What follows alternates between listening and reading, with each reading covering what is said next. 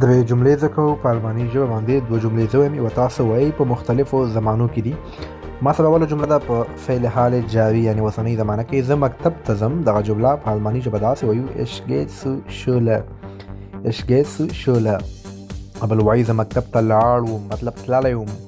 تېره شوې زمانه پرفکټ زمانه د هر څه خلاص شوي دي، مطلب تللی وم. دا جمله په الماني ژبه داسې وایو ich bin zur Schule gegangen.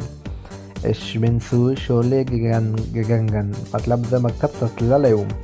په روانه زمانه کې به څنګه وایو؟ زه به مکتب ته لاړ شم یا زه به مکتب ته ځم.